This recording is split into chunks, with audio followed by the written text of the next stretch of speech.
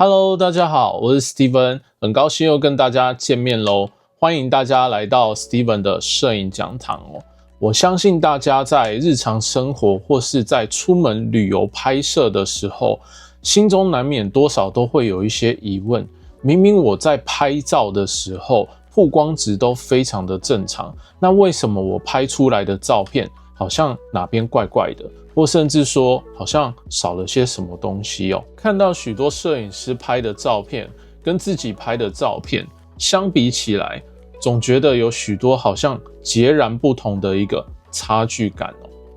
有鉴于此，今天 Steven 跟大家稍微分析一下在日常生活拍照或是在旅游拍摄记录当中我们排除掉器材的一个因素之后，我们究竟需要改善哪些地方，以及注意什么样的一个细节才能够拍出像摄影师一样有质感的照片出来首先第一点，光影的掌控我们常说拍照就是光影，而光影其实就是每一张照片当中的一个灵魂所在因此光跟影的完美结合邂逅之下，就能够创造出一张漂亮又有质感的一个照片出来像 Steven 我的话，会尽量去挑选光线充足、顺光，或是尽量去减少中午的一个顶光，或是减少高反差，或是在逆光的一个拍摄条件当中来去做一个拍摄的一个记录条件好的光影就能够创造出好的立体感以及细节条件不好的光影没有光，拍出来的照片相对比较平面，而且没有细节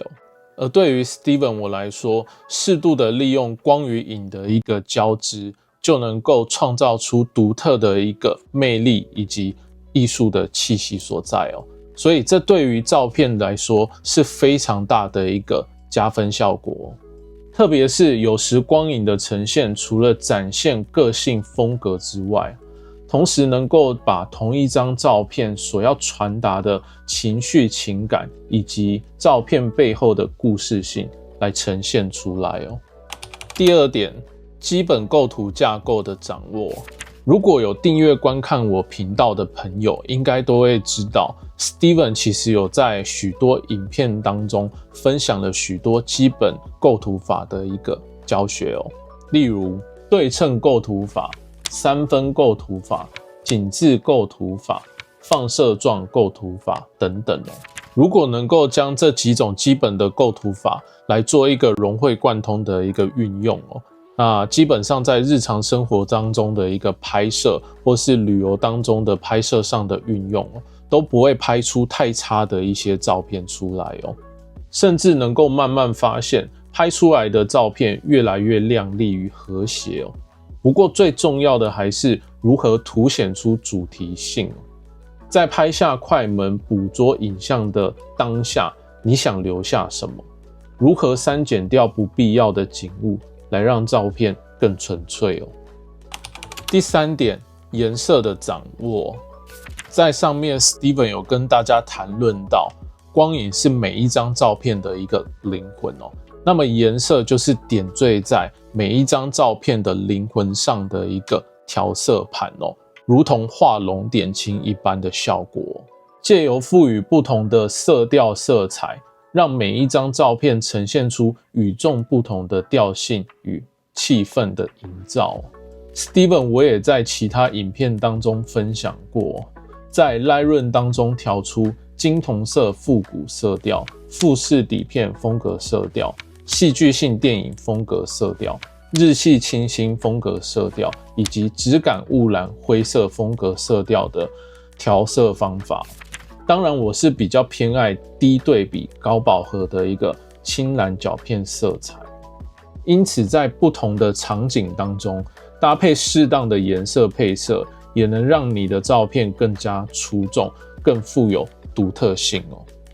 第四点，肢体语言的掌握。当我们在按下快门拍照的那一瞬间我们别忘了还是回到摄影的原点以及最初的一个初衷什么样的肢体语言甚至人像拍摄当下的表情、动作与言行举止，仍让你有所悸动，仿佛照片富有故事性与生命力。即使少了完美构图以及光影交织，即使少了刻意渲染的风格色调，让一张静止的照片里头拼凑出观看者心中最重要的情感核心价值以及那最后一块拼图